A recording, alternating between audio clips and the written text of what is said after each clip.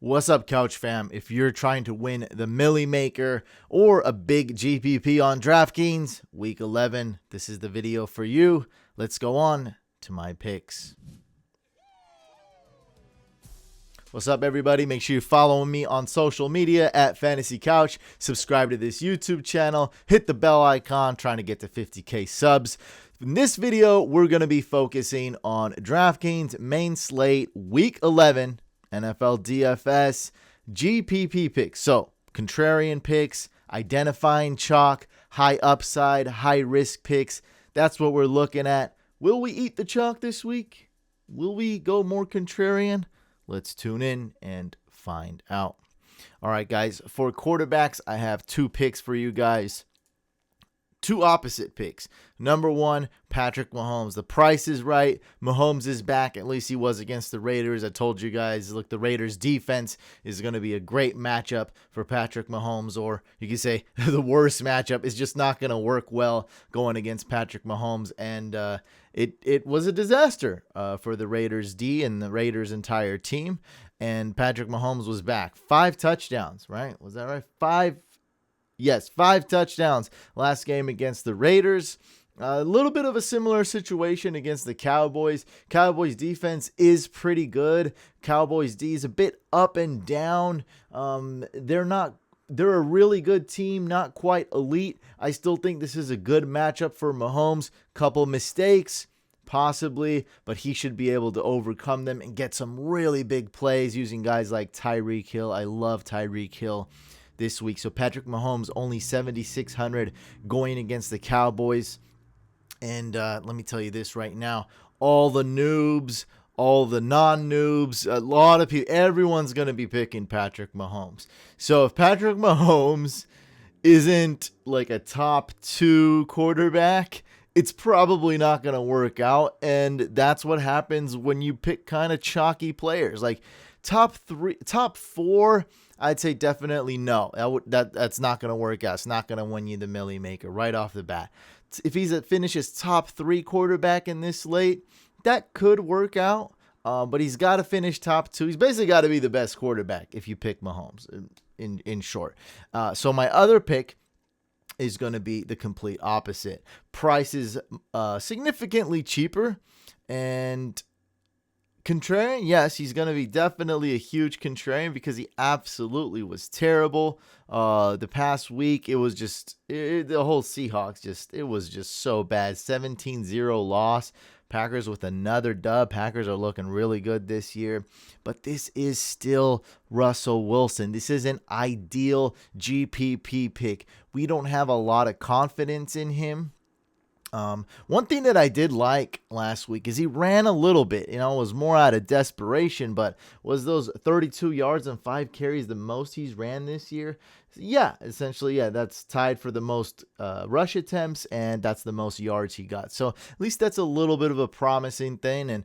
And I'm just going to be honest, I'm not trying to look at that and be like, oh, this is why this is a good pick. I'm not trying to factor that in a lot, that he got 5 attempts, 32 rush yards, because I know that was probably more out of desperation. He's like, look, this ain't working. Let me take off a couple times and try to pick up a first, try to do anything.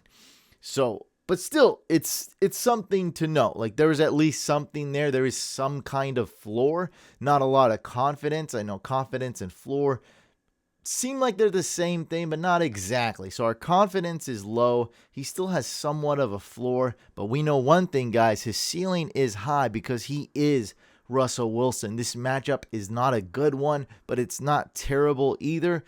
Either way, price is not bad. Going to be contrarian, so I'm giving you 2 picks. And I'm not giving you a million picks. I know you don't like when I give you guys a million picks because it's like, what is this? I want picks. I don't want like, a list of 50 guys. So for running backs, this is going to be my strategy. I am going to name off a lot of running backs, just a fair warning eventually.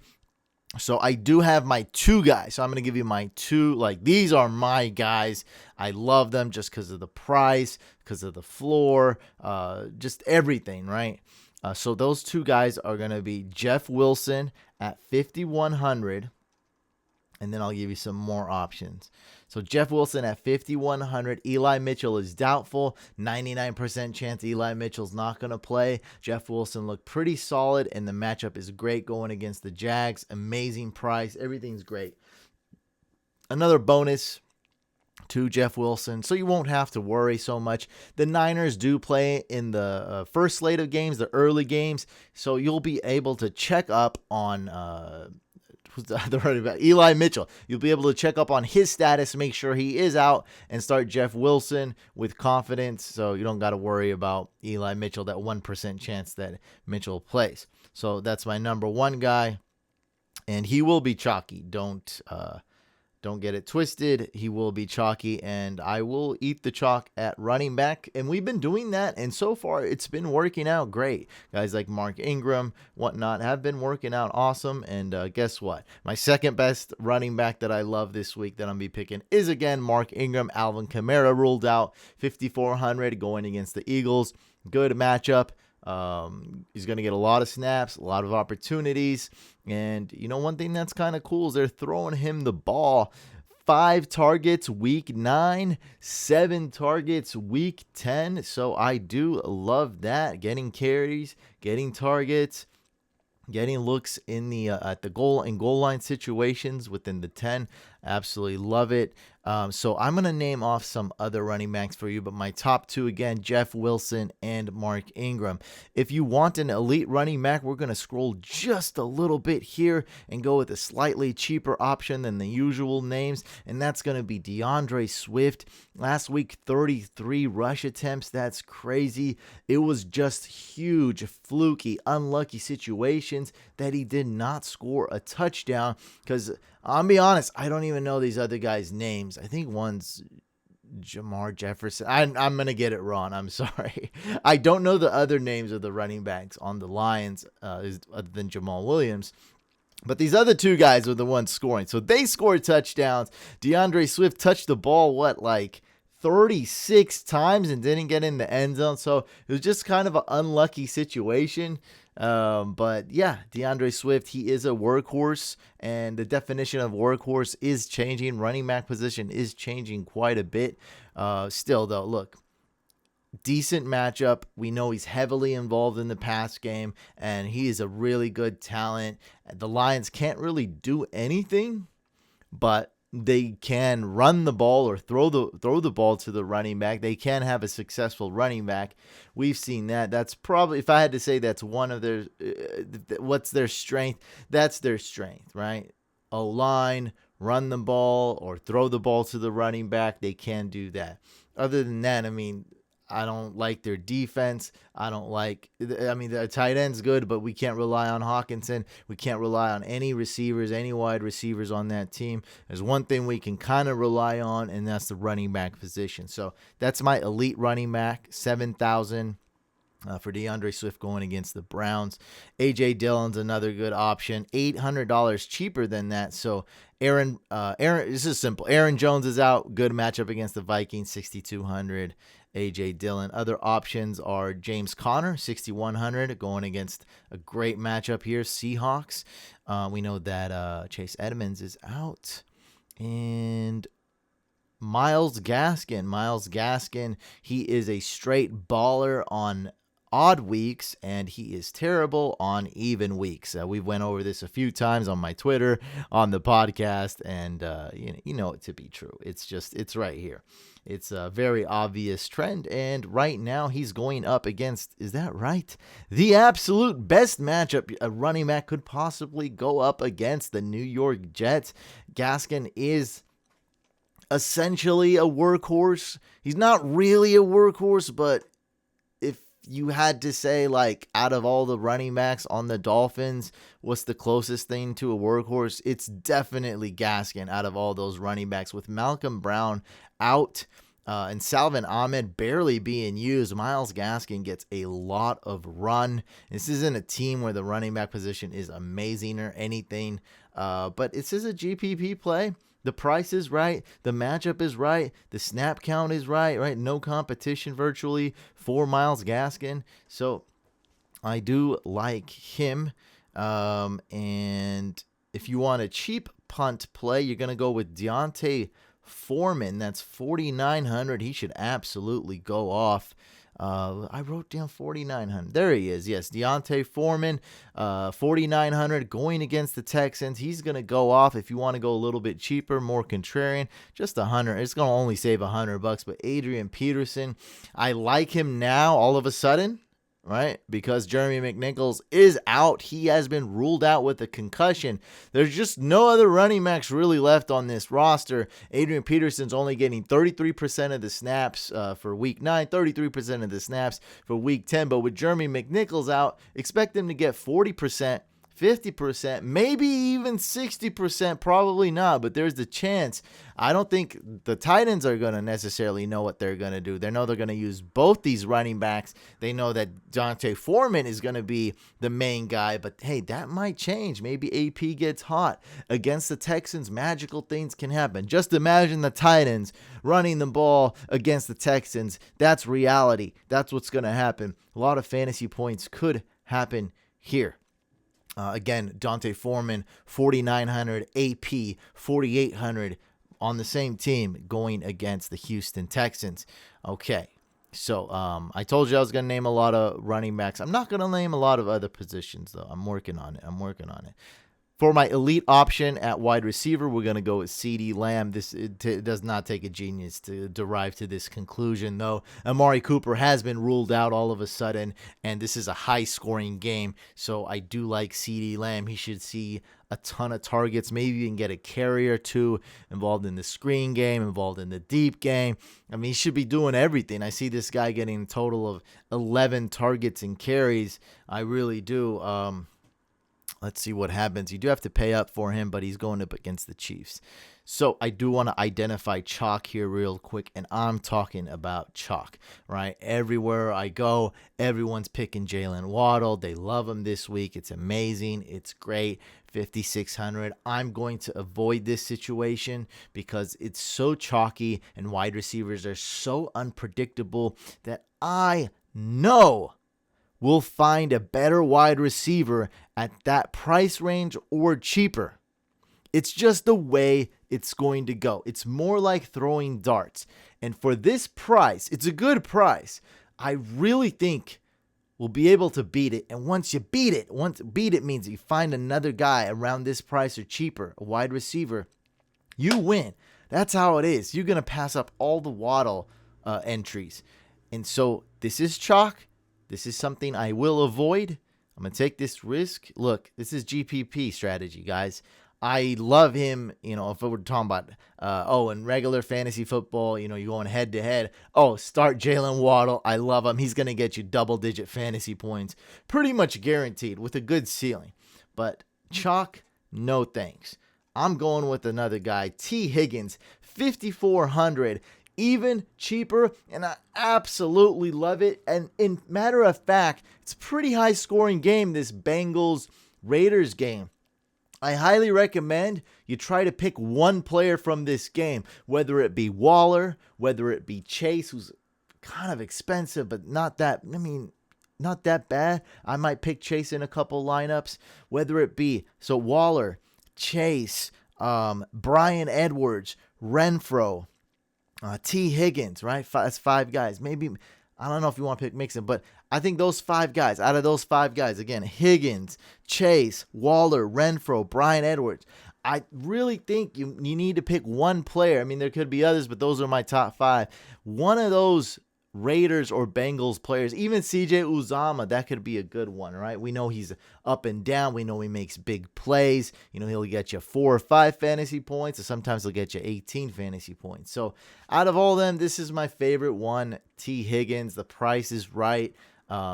Matchup is solid. I love it. And Tyler Boyd's the odd man out. T. Higgins is still getting his. Look at that. Week 7, 15 targets. Week 8, 6 targets. Week 9, 8 targets. And I think he's been outscoring Jamar Chase too last couple weeks. Okay. So, we do have cheaper options. We got Michael Gallup. He'll be kind of chalky. super cheap. Amari Cooper's out. Next man up, Michael Gallup, 4,200 going against the Chiefs. I do like it, even though he'll be a little chalky. I would consider him. We talked about Bryan Edwards. That's that game. Price is amazing. I'm a Bryan Edwards fan. I like it, and his ceiling is pretty high because he's a young player, hasn't quite reached his potential. And look at this. I'm kind of nitpicking the stats here, but I know he got a goose egg week 9. But look at that. Week 7, season high 13 fantasy points, right? And then week 10 he beat that, 17 fantasy points. So it's like, can he get more than 17? I believe so. 20, 21 fantasy points. I think that's his ceiling. Think about that. Getting 20 fantasy points and you're spending 4,100. That's amazing. So essentially, a top, if you're paying top tier price, that wide receiver, if you're paying like close to 8,000, that wide receiver is going to have to get 40 fantasy points to keep up with Bryan Edwards' value, and that is super rare. It's almost impossible for a wide receiver to get 40 fantasy points. Look, it happens, but it doesn't happen often, right? Okay, so and then we have pretty much a minimum price guy. That's going to be Marcus Johnson. Once they run the ball, that's success. Watch out for that play action. Marcus Johnson, big play. This is nothing more than a punt. 3,500 going against the Texans. Marcus Johnson does have that big play, deep threat ability.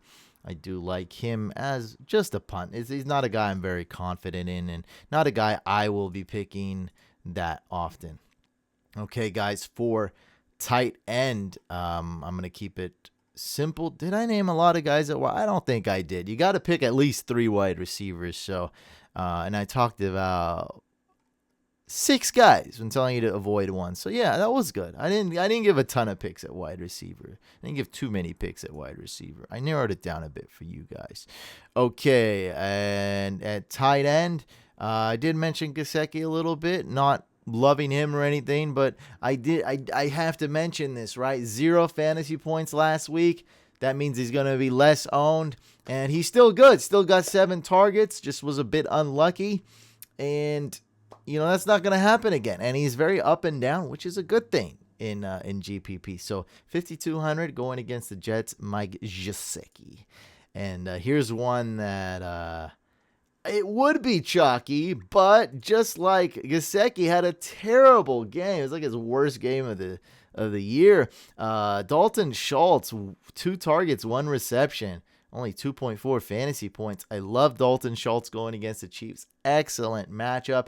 Waller didn't do too well when you don't do a deep dive, right? That touchdown was called back, but they kept Waller in check. So for those that don't do a lot of research, they're going to be like, oh, Waller sucked. Oh, Dalton Schultz sucked last week. Waller sucked against the Chiefs last week.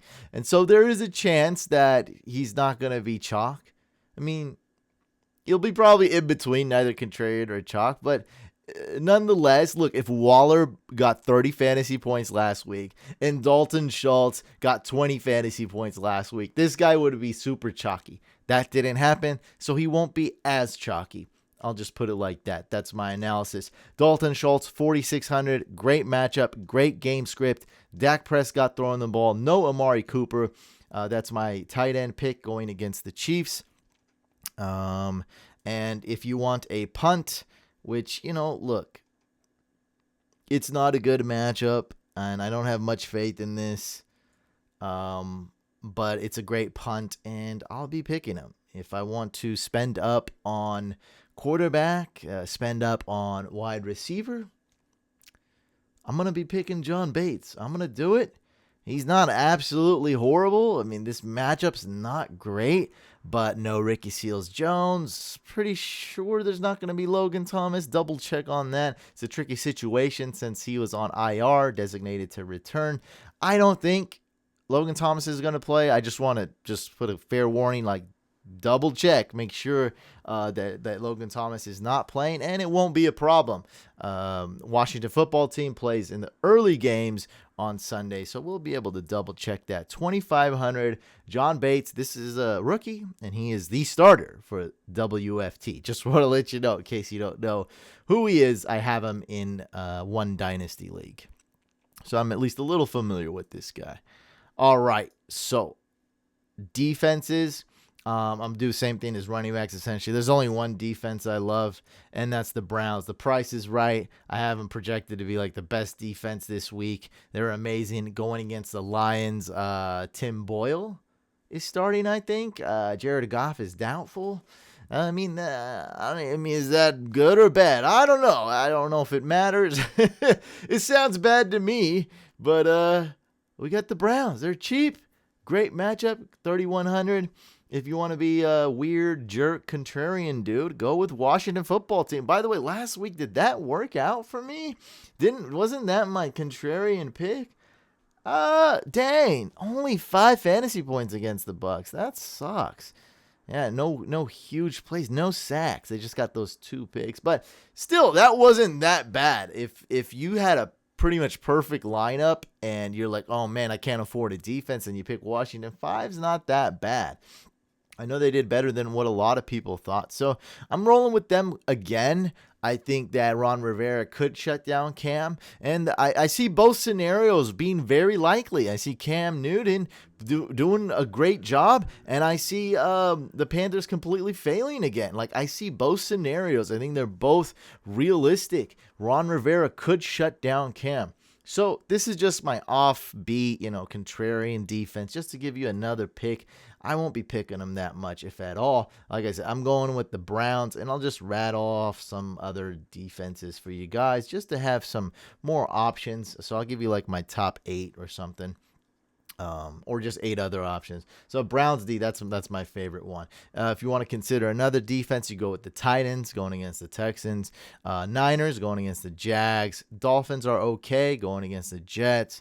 Ravens, that's a cool one. They're up and down, high ceiling, risky defense. So they're 3,300 going against the Bears. Saints are okay. Where are they at? They're 29. Now it says these are finally getting cheaper than the Browns. So all those other ones were more expensive that I just named off, like the Ravens. Saints 2,900. Cheap defense going against the Eagles. Panthers D going against Washington, only 2,700. And I don't even know why I have this one here, but the absolute cheapest that I would even kind of somewhat barely even not consider. I don't know. It's just embarrassing. But I do have the Jets at 2,300 going against the Dolphins. I guess that's, we don't really need to be contrarian on defense, though, guys. It's not that important. But I did want to give you guys some other options. Those will be the only other defenses that I would even consider. All right, guys, there you have it. Make sure you follow me on social media everywhere: Twitch, TikTok, YouTube, Instagram, wherever Twitter, there we go, at Fantasy Couch. Subscribe to this YouTube channel, and we just came out with a killer podcast. Make sure you go check that out. It's our second YouTube channel called Fantasy Couch Podcast. Link below in the description. Please, guys, subscribe to the podcast. You won't regret it. Let's go win that $1 million this week, baby. Let's go. Peace out, guys.